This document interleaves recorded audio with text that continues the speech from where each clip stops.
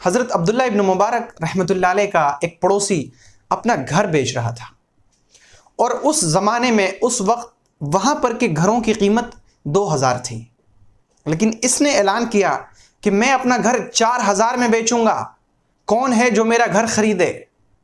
लोगों को बड़ी हैरत हुई। लोगों ने इससे पूछा कि यहाँ पर तो घरों की कीमत 2000 है, तुम 4000 में क्यों बेच रहे हो और हम तुम्हारा घर 4000 में क्यों लें। तो उस शख्स ने जवाब दिया, और क्या ही अच्छा जवाब दिया। उसने कहा 2000 तो मेरे घर की कीमत है और 2000 अब्दुल्ला इब्न मुबारक के पड़ोस की कीमत है। वो जो अब्दुल्ला इब्न मुबारक के तुम पड़ोसी बनोगे तो तुम उनकी हर तरह की तकलीफ से और शर से बचे रहोगे।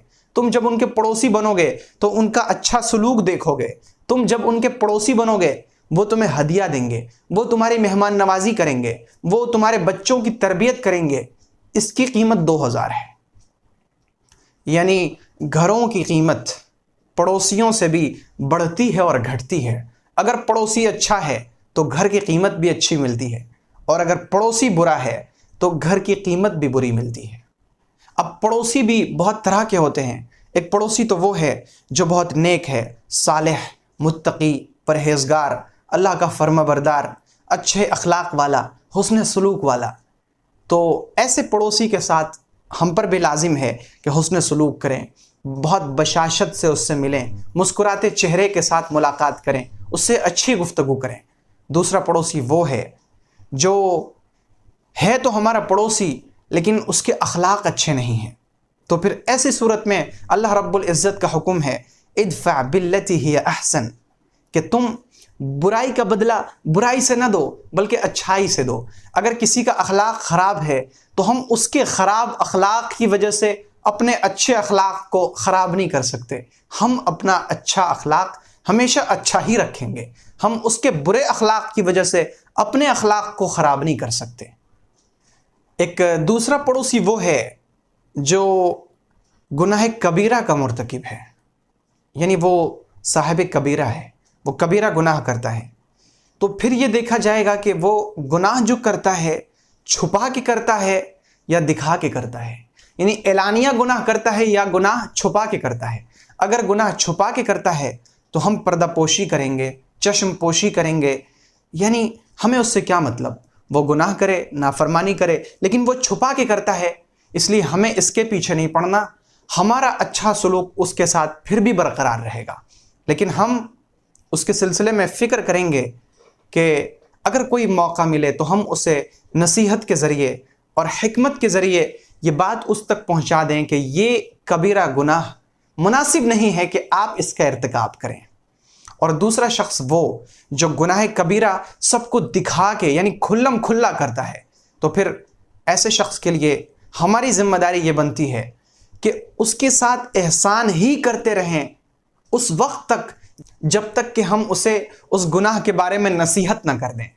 अब अगर हमने उसे नसीहत कर दिया, अच्छे तरीक़े से बता दिया कि आप इस गुनाह में मुब्तला हैं और एलानिया तौर पे खुल्लम खुल्ला ये गुनाह करते हैं, ये अल्लाह की नाफरमानी है, इससे बाज आ जाइए, अल्लाह के यहाँ जाना है, उसे मुंह दिखाना है, ये आपके लिए मुनासिब नहीं। लेकिन फिर भी अगर वो खुल्लम खुल्ला गुनाह करता है तो फिर हम उससे किनारा कशी अख्तियार कर लेंगे। और इसके बाद एक पड़ोसी वो है जो दयूस हो। दयूस यानी बेगैरत पड़ोसी, वो पड़ोसी जिसके यहाँ लोग आ रहे हों और लोग उसके बाल बच्चों के साथ, उसकी बीवी के साथ, उसकी बेटियों के साथ बैठ रहे हों, हंस रहे हों, मजाक कर रहे हों, बातचीत कर रहे हों, लेकिन इसे कोई परवाह ना हो। जिसके यहाँ मर्दों की आमद व रफ्त होती हो, लोग आकर इसकी बीवी और इसकी बेटियों के साथ उठते बैठते हों और इससे कोई परवाह नहीं, यानी ये बिल्कुल बेगैरत हो, बेशरम पड़ोसी।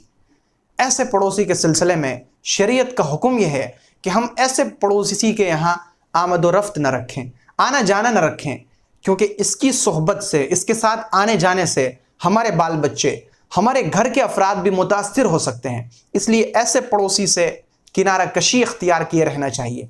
लेकिन अगर ये उम्मीद है कि हम इसे समझाएंगे तो ये समझ जाएगा, तो फिर उसे हम समझाने की कोशिश करें।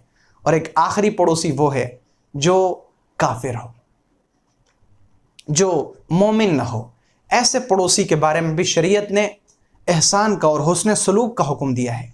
और आप तो जानते हैं कि इस्लाम तलवार से नहीं फैला है, बल्कि इस्लाम अखलाक से फैला है। तो जब हम अपने पड़ोसी के साथ, चाहे वो काफिर हो, मुशरिक हो, यहूदी हो, मजूसी हो, नसरानी हो, किसी भी तरह का पड़ोसी हो, जब हम अच्छा सलूक करेंगे तो फिर मुमकिन है कि वो हमारे अखलाक से मुतासिर हो जाए, और हमारे अखलाक से मुतासिर होने के बाद वो भी इस्लाम में दाखिल हो जाए।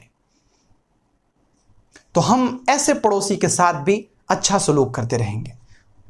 और आखिर में ये बात याद रखी जाए कि नेकी और तकवा सिर्फ ये नहीं कि हमारी इबादतें बहुत आला हों, हम नमाजें बहुत ज़्यादा नवाफिल का एहतमाम कर रहे हों, हम बहुत कसरत से नवाफिल रोज़े रखें, बल्कि इसके साथ साथ इबादत ये है और तकवा ये है कि हमारे अखलाक अच्छे हों।